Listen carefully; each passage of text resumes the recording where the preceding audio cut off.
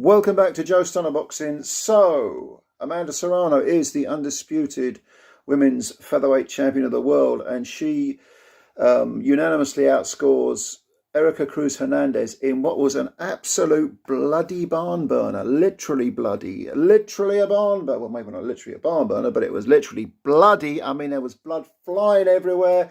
It was massively exciting, really entertaining. Erika Cruz Hernandez standing in the corner between, during the ring introductions, she looked nervous, far more nervous than I've ever seen her before. And I'm thinking, what's going on here? You know, is it okay? Maybe looks can be deceptive. But in the first round, she appeared somewhat stiff, and I was thinking, maybe the event's got to her here. But by the second round, she was starting to unload the punches. In fact, she was throwing punches in the first round, which probably shook out some of the nerves. But in the second round, it was the typical Erika Cruz that we're used to, firing punches as if they're going out of fashion. She took Amanda Serrano, who looked to me like the taller woman by a couple of inches, took her out of her rhythm. And in fact, Serrano couldn't get her rhythm going. She couldn't really get a jab going. She couldn't get, she was landing cleaner punches, but far less of them than Cruz, who was just, gradually settling into that marauding style of hers. Serrano from Puerto Rico and Cruz from Mexico. This really added to the fistic history of between the rivalry between those two countries. It was a terrifically entertaining fight. After 4 rounds, I had Cruz 3-1 up. There was a clash of heads. Was it the third or the fourth round where Cruz went in low? The heads clashed, and in fact, Serrano was the one that escaped without the injury. But Cruz had a gash on her forehead, and of course on the scalp it bleeds a lot anyway. And the blood was just pouring down across her face. The fight was stopped a couple of times. Actually, I think it was between rounds rather than during the rounds, for the doctor to have a look at the cut. Her face frequently, Cruz, was a mask of blood, but she just did not stop throwing punches. Gradually, from about the 6th round, she started to slow up a bit, or at least there wasn't quite the output that there had been. She wasn't quite as industrious, and that allowed Serrano to finally get some rhythm going and bang the jab. And she was landing some heavy punches. She did shake Cruz in one of the rounds, where Cruz actually, if she backs off, she's stung. But she stayed on her feet. Of course, these are 2-minute rounds, only 10 of them, so it's difficult to get rid of. You need more time to get rid of a person sometimes. To get, if you hurt someone, very often the clock is easy to run down. And Cruz survived. I can't remember what round it was, 5 or 6. I mean, this whole thing was just one bloody barn burner of a row. It seemed like one long, brilliant round. But I would say that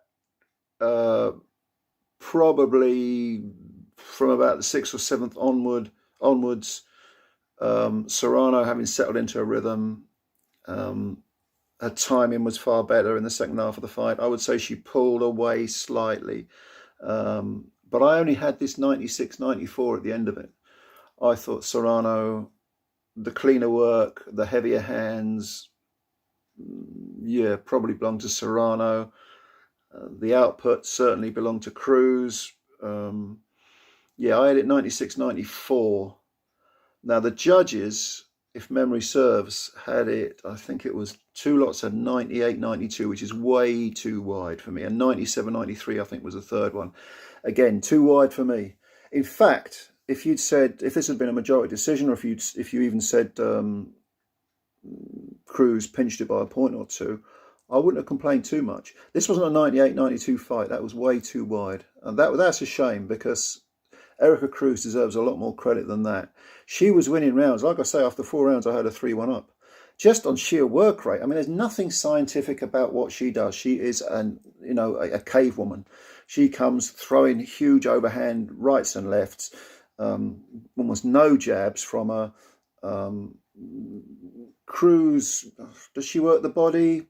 Not much. They're nearly all head punches.